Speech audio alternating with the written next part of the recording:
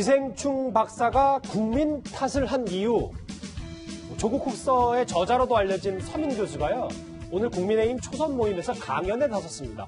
색다른 분석 하나를 내놨는데 같이 한번 들어보겠습니다.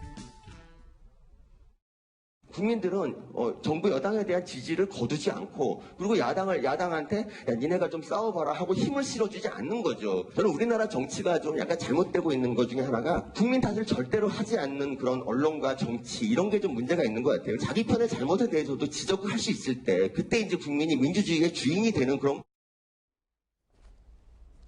종종 김태현 변호사님, 종종 국민 탓도 해야 된다. 이 논리의 근본은 뭐가 있는 건가요?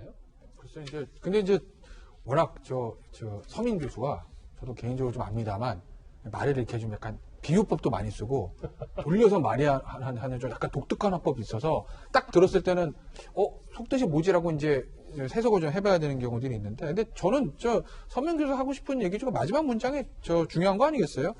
자기 편 잘못에 대해 지적할 수 있을 때 국민이 주인이 되는 거다. 이게 왜냐면 보면 더 지금 정치적으로 좀 이념적으로 양극화가 좀 돼 있어. 미국 더 심하지만 우리나라는 거기에 보면 양반이지만 그래도 좀 어느 정도 돼 있어서 소위 말하는 대통령의 지지층이라고 불리는 사람들은 정부의 잘못이 있어도 지적하지 않고 무조건 우리 대통령과 정부가 잘했다. 아하. 또 대통령을 지지하지 않는 사람들은 대통령과 정부가 잘한 일이 있어도 칭찬하지 않고 무조건 안 좋게만 보는 그런 현상들이 있지 않겠어요? 그러니까 그게 사실은 어떻게 보면은 이 민주주의라는 게 요체가 다원한데 나와 다른 생각, 상대를 전혀 인정하지 않고 내가 지지하는 측은 무조건 맞고 내가 반대하는 측은 무조건 틀려라는 이 생각들, 다름과 틀림을 착각하는 생각들, 이것 때문에 지금 우리 정치가 좀 혼란스럽게 돼 가는 거니까 그런 부분들은 저는 서민 교수가 지적한 걸 봅니다. 알겠습니다. 서민 교수 목소리 하나 더 있습니다. 같이 들어보겠습니다.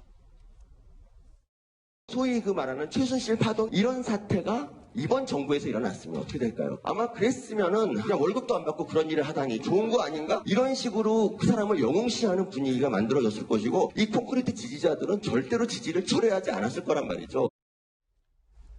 그러니까 결국은 국민 탓하는 이것과도 지금 저 얘기 최순실 씨 얘기한 것과 연관이 돼 있는 거예요. 콘크리트 지지층의 맹목적인 지지가 문제다. 이런 걸 좀 지적하는 것 같은데요. 이게 과거에 여야가 바뀌었던 시절에 유시민 노무현 재단 이사장이 비슷한 이야기 한 적이 있어요. 국민의 35%는 보수 정부가 무슨 일을 해도 보수 정권을 지지할 것이다.